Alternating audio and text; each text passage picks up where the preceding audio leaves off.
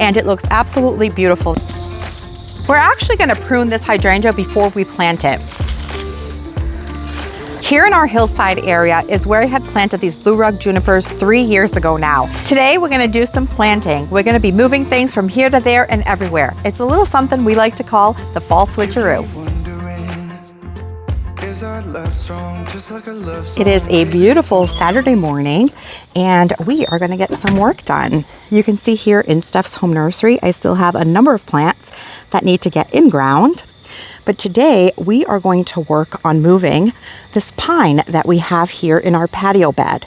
Now this is a bed we created about 2 seasons ago now, so it hasn't been here that long, but it's going to get a little bit big for this space. It has kind of a fast growth rate and it drops a lot of needles in the spring, which can get a little unsightly being so close to the patio. So we have a better spot picked out for it, and in its place, we are going to put a new hydrangea. You can see that our new no-dig bed is looking really pretty. The leaves are starting to fall. And here is where we're putting the pine. This is our Hillside area. And this is a spot that we've been doing some work on over the last couple of seasons. And this is where the pine's gonna go. I guess you're hitting a lot of rocks. Always hitting rocks. Look at the size of this one. We are rich with rocks here on our lot. Tons of them.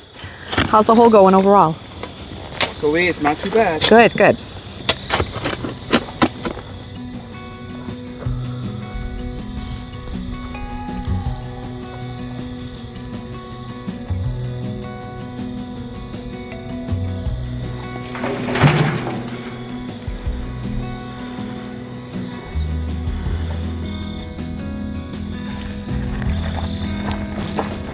We already had our hole pre-dug, and here is the shrub that we're moving. It's always a good idea to get your hole dug first, and then you can just move it right into that new hole. And so to plant my pine, I'm going to use a mix of the soil that came out of the hole with the pine and some of the native soil that we dug out of this hole. I'm also going to add some startup fertilizer, which will really help the roots start getting established.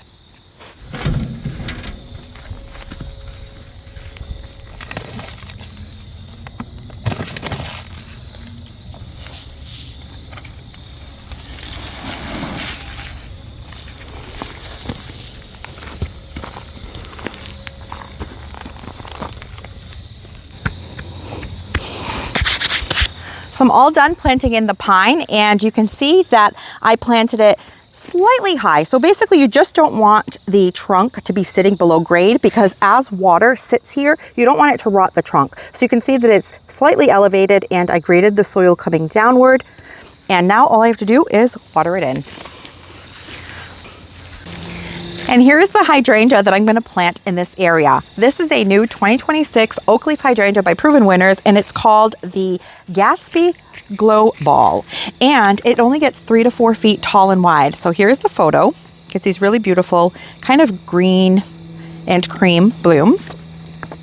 It likes 4 to 6 hours of sun, so a part sun shrub, and it is native and compact in growth habit. It also gets beautiful fall color.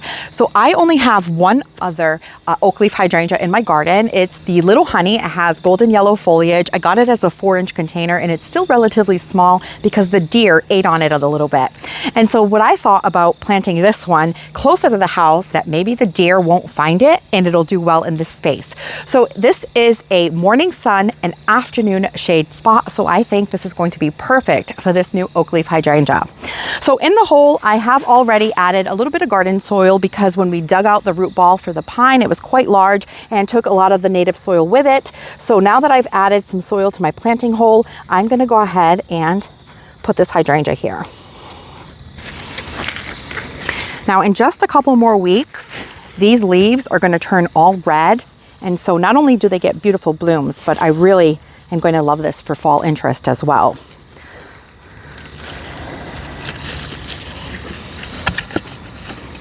Now the shape is a little wonky, but it'll even out over time.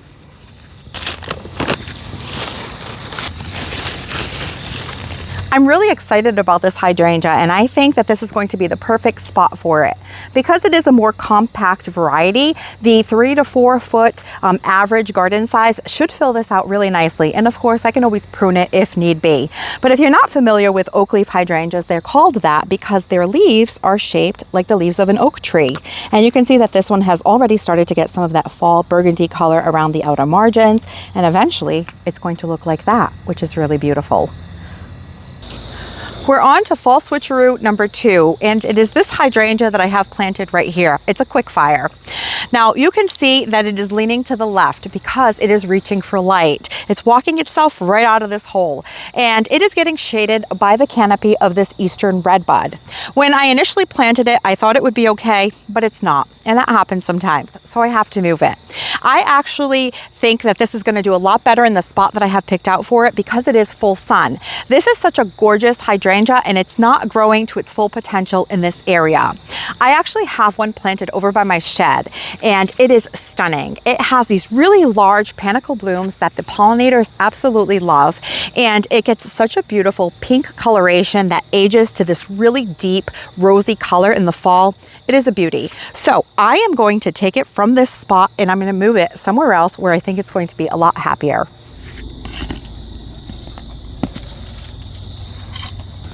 Slay. There it is.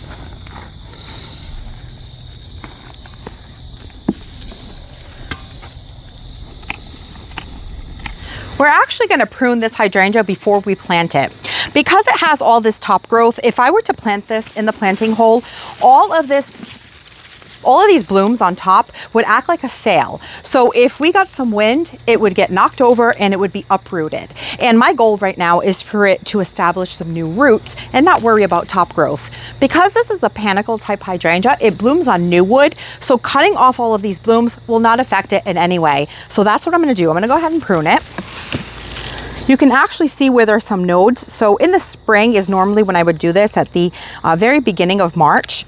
And I would literally just prune right above a bud node like that. But right now, it actually does not matter where you cut it because it blooms on new wood. It's going to push out new growth next spring anyhow. My goal is just to take off the weight on top.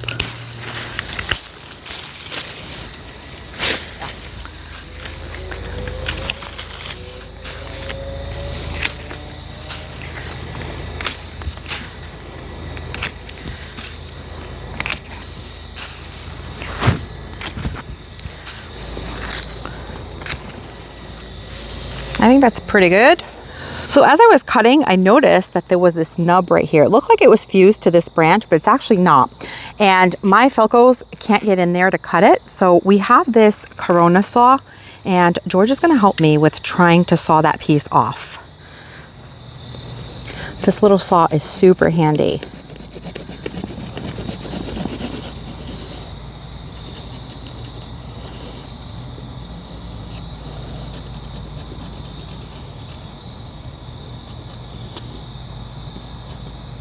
Here it is, much better.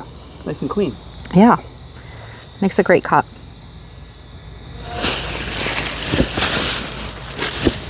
And right here in this driveway bed is where I'm going to plant the quickfire hydrangea.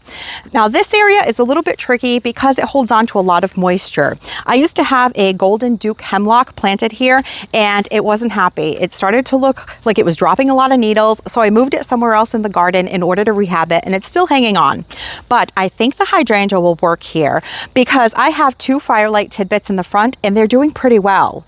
I also have these 2 sage leaf willows. They're the Iceberg Alley sage leaf willow with this really pretty silvery blue foliage that's also happy because willows like water. So they're doing really well in this space. And I think that the quickfire back here, between getting some water and of course the full sun, will do a lot better. In the area that it was in by the hillside, it's very well draining. So it was always kind of thirsty for water there as well. So all in all, I think this will be a good spot, and I'm excited to see those big rosy blooms filling up this space in this area.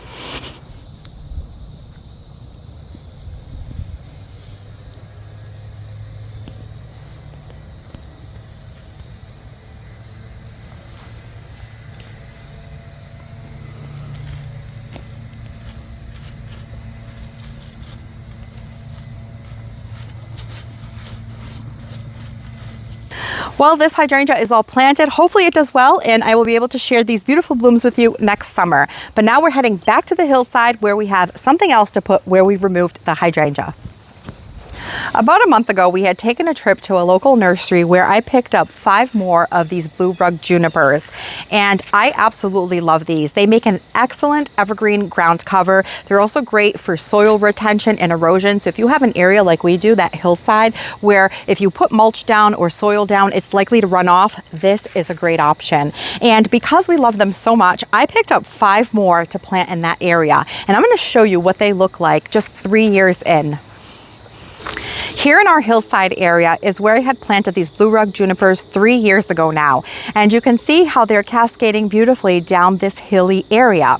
Now these are doing a beautiful job of covering the fabric that's below them. And the fabric is doing a great job of suppressing these really gnarly weeds that we had in this area.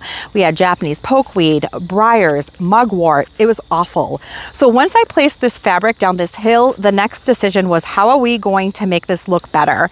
And so my idea was to plant these blue rug junipers. Now you can see this is just one plant. All of these tendrils are cascading from the mother plant at the top, right? So the plant is up there and it's all growing downward like this in a downward sweeping habit, looking beautiful. Now they have a bit of a blue hint to them. They get a little more blue in the spring and summer, and they get a little bit more green in the winter, but I absolutely love them. And they are deer resistant here in my garden, which is wonderful because the deer hang out here a lot. They're also drought tolerant, which is excellent because I actually never water these, only when they're newly planted. Now I have this creeping juniper all gold this is the second one that I've replaced, and they are just not happy in this area. This is the second one that has died, and now I am done with them. And I'm gonna replace it with another blue rug juniper. And where we removed the quickfire hydrangea, I'm going to put another. And these are eventually going to grow downward and cover more of this black fabric, which is not that attractive, but it's serving a great purpose. And you can see that I've already placed the other 3 so that they can grow down this way and cover even more of this black fabric.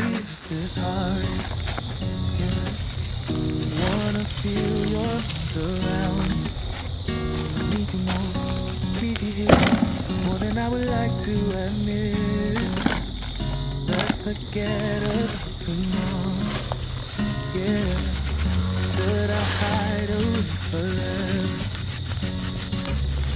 Should I close my eyes and never again hold you tight, call you mine, think about you every time? I remember. We got all of our blue rug junipers planted, so we have 5 new ones in this area, and of course the pine that we planted earlier. Now the blue rug juniper is pretty hardy. It's hardy all the way from zones 3 through 9, and it only gets about 8 inches in height, but can spread 6 to 10 feet. So as they spread, they will create a rug, like the name suggests, right? Blue rug juniper, and cover a lot of this ground, which is excellent. So I'm really happy with the way they turned out. Well, today was an excellent day to do the fall switcheroo. Gardens aren't static, they're always evolving. Plants will tell you when they're not happy, just like that hydrangea did when it was reaching for the sun. So there's always going to be plants that need to be moved, and maybe plants that die that need to be replaced, and the fall is an excellent time to get this done. So let me know if you'll be doing any planting or moving or switching in your gardens this fall. Thank you so much for spending your time with me, and I'll catch you in the next one.